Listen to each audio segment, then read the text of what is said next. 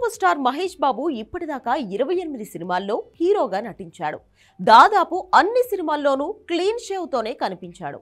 మహేష్ ని మీసకట్టు గడ్డం లుక్ లో చూడాలని ఎదురు చూస్తున్న అభిమానులు ఎందరో ఉన్నారు.